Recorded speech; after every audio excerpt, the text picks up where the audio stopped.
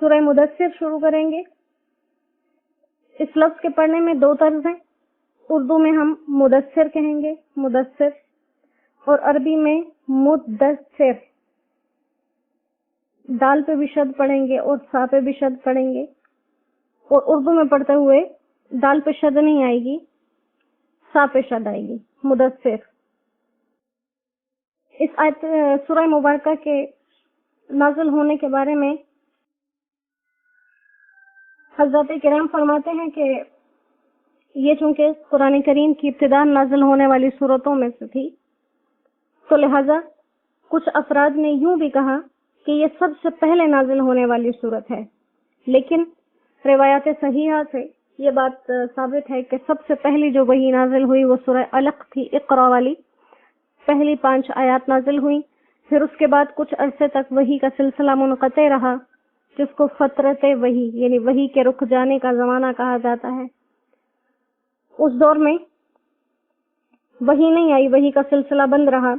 پھر اسی زمانے کے آخر میں یہ واقعہ پیش آیا کہ آپ صلی اللہ علیہ وآلہ وسلم مکہ مکرمہ میں کسی جگہ تشریف لے کر جا رہے تھے، تو آپ نے کچھ آواز سنی اوپر سے۔ جب آپ نے آسمان کی طرف نظر اٹھائی تو آپ نے اسی فرشتے کو دیکھا جو غار میں آپ کے پاس آیا سورہ اقرا کی آیات لے کر۔ وہ آسمان کے نیچے فضا میں ایک کرسی پر معلق بیٹھا ہوا، تو اس حالت میں دیکھ کر آپ صلی اللہ علیہ وآلہ وسلم پر وہی روب اور ہیبت کی کیفیت آ گئی جو غار ہرا میں آپ پر نازل ہونے والی آیات کے وقت کیفیت آئی تھی۔ سخت سردی محسوس ہوئی، کپ کپی آئی، آپ گھر آ گئے اور آپ نے فرمایا کہ زملونی زملونی، یعنی مجھے ڈھانپ دو، مجھے ڈھانپ دو۔ تو آپ کپڑوں میں، چادر میں اپنے آپ کو لپیٹ کر لیٹ گئے۔ اس پر یہ سورہ مدثر کی ابتدائی آیات نازل ہوئی ہیں۔ اسی لیے اس سورہ میں آپ کو یا ایھا المدثر کہا گیا ہے، کیونکہ دثر یا دثار ان زیادہ کپڑوں یا چیز کو کہا جاتا ہے جو آدمی انسان اپنے عام لباس سے ہٹ کر اپنے آپ کو سردی سے بچانے کے لیے استعمال کرے۔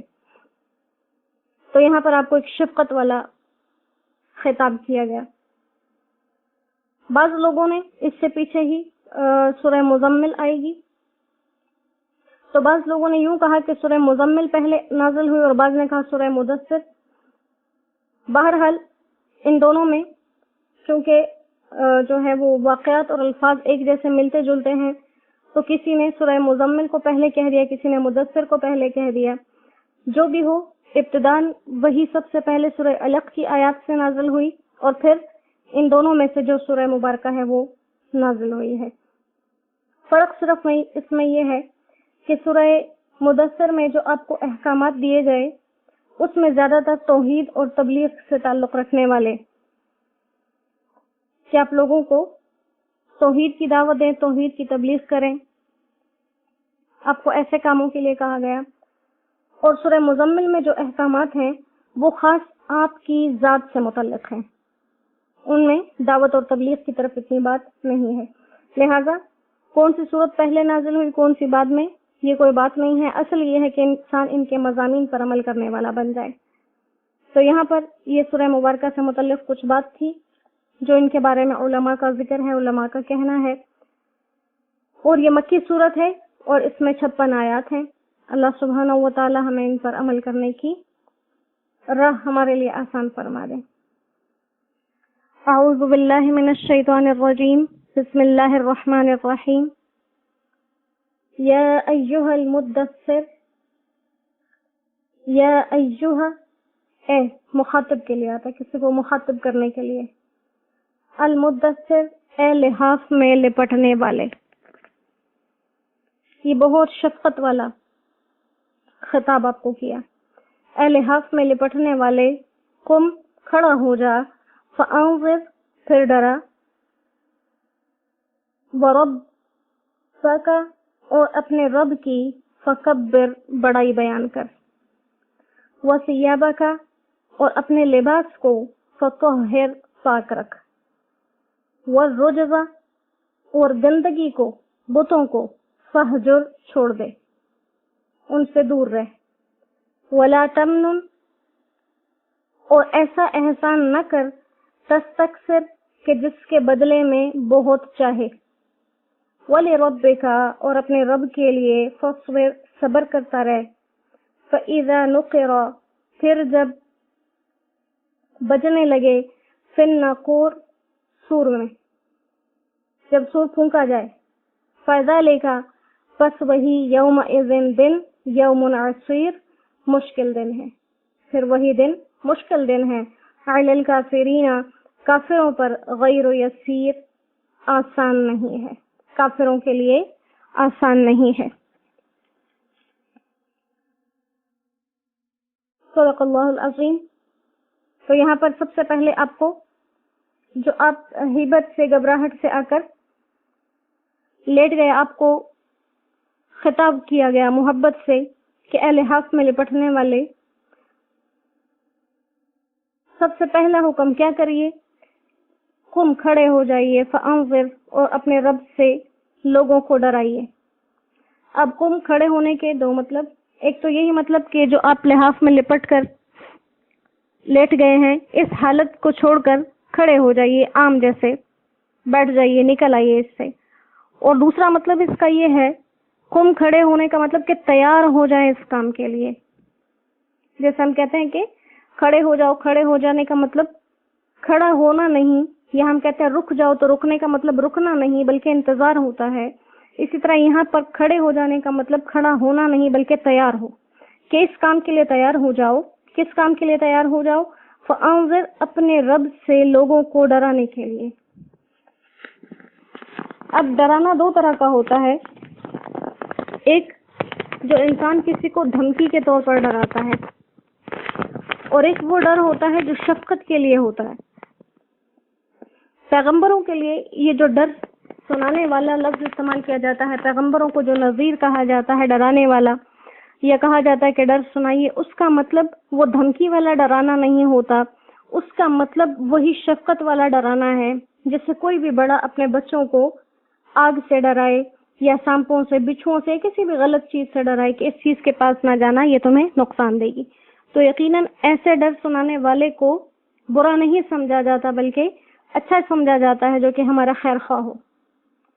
تو لہٰذا یہاں پر بھی انبیاء کو یہ جو لقب دیے جاتے ہیں نذیر کے یا بشیر کے، ان کا اصل مطلب کیا ہوتا ہے کہ شفقت اور ہمدردی کی وجہ سے ان پر یہ توجہ رکھیں کہ لوگوں کو مضر چیزوں سے ڈرانے والے بنے. اور بشیر کے معنی خوشخبری سنانے والے، یعنی اللہ کے حکم مان کر خوشخبریاں سنانے والے. تو آپ صلی اللہ علیہ وآلہ وسلم کو بھی قرآن کریم میں یہ جو دو لقب بار بار دیے گئے ہیں، اس کا مقصد یہ ہے کہ آپ جو لوگوں کو ڈرا رہے ہیں یہ دھمکیاں نہیں ہیں، بلکہ یہ شفقت کی وجہ سے ہے کہ لوگ آگے عذاب میں، سزا میں مبتلا نہ ہوں. یہاں پر اس صورت میں صرف انذر یعنی کہ ڈرانے کا لفظ استعمال کیا گیا، اور وجہ اس کی یہی ہے کہ ابھی مسلمانوں کی تعداد بالکل کم تھی، گنتی کے 1 2 3 4 مسلمان تھے، لہٰذا باقی سب لوگ چونکہ کافر تھے، لہٰذا کافروں کے ساتھ خوشخبری کا تو کوئی تعلق نہیں تھا، لہٰذا ان کے لیے ڈر والا ہی لفظ استعمال ہونا تھا. تو کافروں کے حساب سے یہاں پر لوگوں کو ڈرائیے کا معنی استعمال کیا گیا. اور اس کے ساتھ ساتھ کیا کہا کہ لوگوں کو یہ جو ڈرانا ہے، کس صورت میں ڈرانا ہے کہ وَرَبَّكَ فَكَبِّرْ، اپنے رب کی صرف بڑائی بیان کیجیے، اپنے قول سے بھی، اپنے عمل سے بھی، ہر لحاظ سے.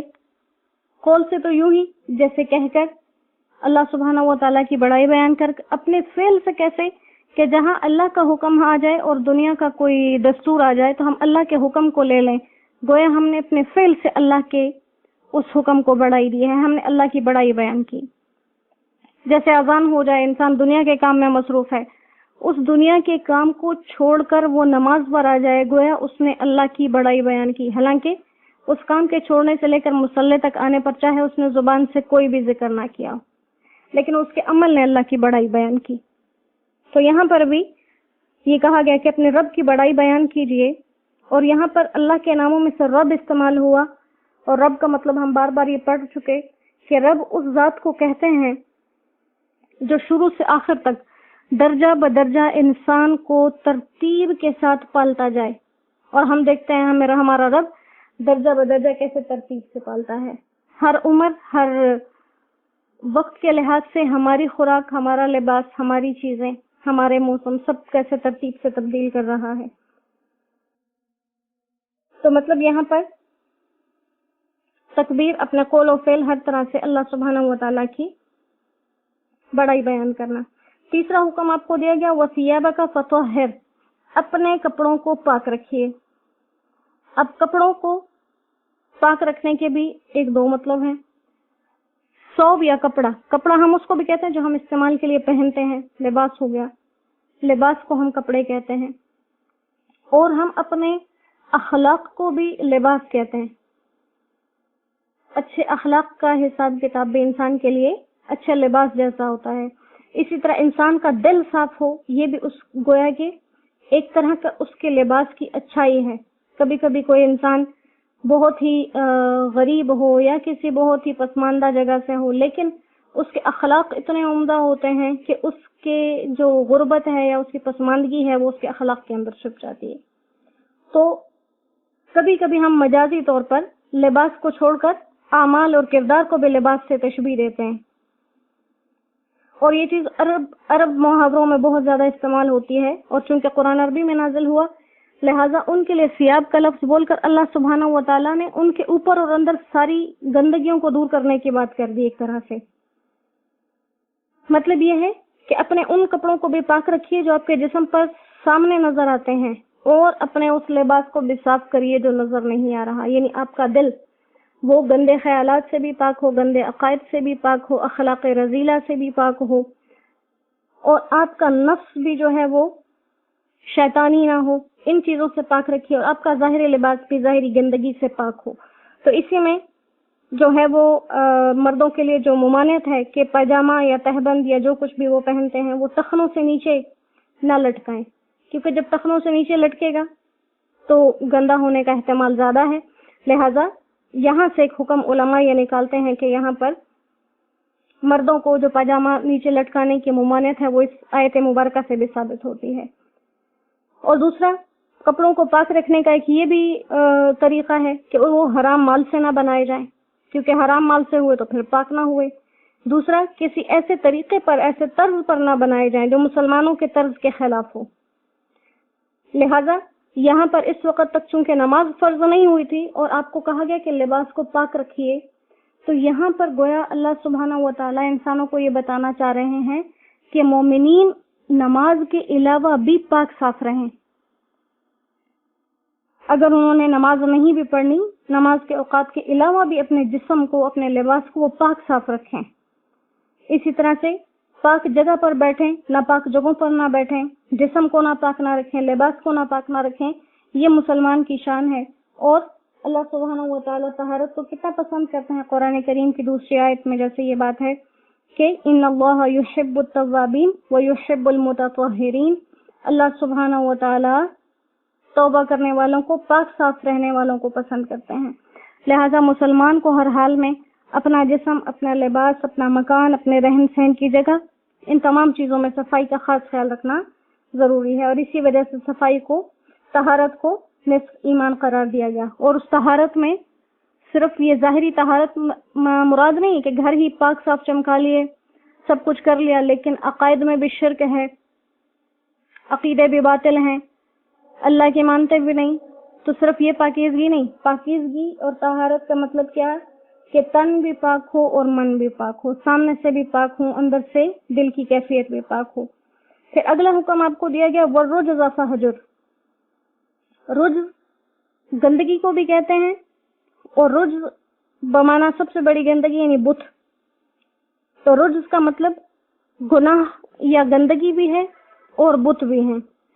تو لہٰذا ایک تو یہاں پر بت پرستی کی ممانعت کی گئی اگر بت مطلب لیا جائے، اور دوسرا کیا ہے کہ ہر قسم کے گناہ کی ممانعت یہاں پر کی گئی. تو آپ صلی اللہ علیہ وآلہ وسلم الحمدللہ نہ تو گناہوں کی گندگی میں مبتلا تھے، نہ ہی بت پرستی کی گندگی میں مبتلا تھے. تو یہاں پر امت کو تعلیم دینا مقصود ہے کہ جب ایک ایسے نبی کو جو معصوم ہے ازل سے، کہ جنہوں نے کوئی گناہ نہیں کیا، جنہوں نے کبھی بت پرستی نہیں کی، اگر ان کو اس چیز سے منع کیا جا رہا ہے تو عام انسانوں کو اس سے کتنا بچنا چاہیے. پھر اس کے بعد 5واں حکم دیا وَلَا تَمْنُنْ تَسْتَكْثِرْ، کسی شخص پر اس نیت سے احسان نہ کرو، کسی کو اس نیت سے مال اسباب نہ دو تستکثر کہ کل کو وہ زیادہ لوٹا کر دے گا. جیسے ہمارا یہ تو لگتا ہے جیسے کہ بالکل آج یہ آیت ہمارے لیے نازل ہوئی ہو. ہم دنیا میں تقریباً 99% معاملات اسی لیے کرتے ہیں. شادی بیاہ ہو گیا، غمی، فوتگی، خوشی، کسی بھی قسم کا کوئی بھی موقع ہے، ہم کسی کے ساتھ اچھا کرتے ہیں اور ہماری نیت، ہمارے ارادے اور ہماری زبان سے بھی یہی بات نکلتی ہے کہ آج ہم اس کے ساتھ ایسا کریں گے تو کل وہ ایسا کرے گا. لہذا اس چیز کو منع کیا گیا. قرآن کریم کی دوسری آیات میں اس کو سود کہا گیا ہے کہ جو انسان کسی کو اس نیت سے کوئی چیز دیتا ہے کہ وہ اگلا مجھے زیادہ کر کے دے گا یا جب میری باری آئے گی وہ مجھے دے گا، تو یہ سود بن جاتا ہے. تو یہ تمام امت کے لیے یہ چیز مکروہ اور مذموم ہے، اور آپ صلی اللہ علیہ وآلہ وسلم کے لیے اس کو حرام قرار دیا گیا. اور وجہ یہی ہے، آپ تو ایسا نہیں کرنے والے تھے لیکن یہ تعلیم آپ کی امت کو دی گئی ہے. پھر اس کے بعد کہا وَلِرَبِّكَ فَاصْبِرْ، اپنے رب کے لیے صبر اختیار کیجیے. صبر کا مطلب ایک تو اپنے نفس کو قابو میں رکھنا، روکنا، اور دوسرا یہ کہ اللہ تعالیٰ کے احکامات پر ان کو قائم رکھنا اور اللہ تعالیٰ کی حرام کی ہوئی چیزوں سے اس کو روکنا، یہ بھی صبر ہے. اور مصیبتوں اور تکلیفوں میں جہاں تک انسان کا بس ہو اس وقت تک کسی کے سامنے شکایت نہ کرے، روئے پیٹے نہ، تکلیف کا اظہار نہ کرے، یہ بھی صبر ہے. کہ جب تک خود اپنے پاس گنجائش ہے برداشت کرنے کی اس وقت تک برداشت کرتا رہے اور کسی کے سامنے اس کو ذکر نہ کرے. یہ ہے وَلِرَبِّكَ فَاصْبِرْ، اپنے رب کے لیے صبر کیجیے. تو اب چونکہ آپ کو کہا گیا کہ لوگوں کو ڈرائیے، اللہ کی طرف بلائیے، دعوت توحید دیجیے، بت پرستی سے رکیے بھی، روکیے بھی، تو یقیناً ان سب کا نتیجہ کیا ہونا تھا؟ لوگ آپ کے مخالف ہو جاتے، آپ سے مخالفت کرتے. تو کہا کہ لوگوں کی اس مخالفت پر، لوگوں کی اس ایذا رسانی پر پریشان نہ ہو، بلکہ وَلِرَبِّكَ فَاصْبِرْ، اپنے رب کی رضا کے لیے اس کو سہ جائیں اور اس پر صبر کر جائیں. تو لہٰذا یہاں تک آپ صلی اللہ علیہ وآلہ وسلم کو یہ کچھ احکامات دیے گئے جس میں اصل سمجھانا اس امت کو تھا کہ تم لوگ ان کاموں کو اختیار کرو. اس کے بعد قیامت کے حالات کا ذکر کیا گیا کہ جو قیامت آئے گی اس کے اندر حالات کیسے ہو جائیں گے کہ جب سور پھونکا جائے گا تو وہ دن اللہ خود فرماتے ہیں عسیر، بڑا مشکل دن ہے، بڑا مشکل دن ہے. اب جس چیز کو اللہ خود مشکل کہہ دیں وہ کتنا مشکل ہوگا یہ ہمیں سمجھنا چاہیے. اللہ فرماتے ہیں یوم عسیر، بڑا مشکل دن ہے. علی الکافرین غیر یسیر، کافروں کے لیے تو بالکل بھی آسان نہیں ہے، کافروں کے لیے بالکل بھی آسان نہیں. جس چیز کو اللہ مشکل بھی کہہ رہے ہیں اور اس مشکل کی مزید تاکید اس چیز سے کر رہے ہیں کہ وہ آسان تو ہے ہی نہیں، تو وہ چیز کتنی سخت، کتنی تکلیف دہ ہوگی یہ ہر انسان کو سوچ لینا چاہیے. اللہ سبحانہ و تعالی خاص اپنے فضل کرم سے ہماری حفاظت فرمائے اور ہم سے اپنے دین کی یہ خدمتیں اور اپنے دین کے ساتھ ہمیں جوڑ کے رکھے. ہم کیا خدمت کریں گے؟ جیسے وہ زبردستی ہمارے وقت میں سے وقت نکال کے ہمیں اپنے کلام کے لیے بٹھا دیتا ہے، جیسے زبردستی وہ ہم سے یہ سنوا لیتا ہے، سن لیتا ہے، ایسے ہی اللہ سبحانہ و تعالی ہمیں تا قیامت اپنے دین کے ساتھ جوڑ کے رکھے اور ہمارے لیے ہر منزل کو، دین کی ہر منزل کو اللہ ہمارے لیے آسان کر دے. اللہ ہمیں دنیا کے جھنجھٹوں سے اپنی حفاظت میں رکھے. وما علینا الا البلاغ وآخر دعوانا ان الحمد للہ رب العالمین. السلام علیکم ورحمۃ اللہ وبرکاتہ.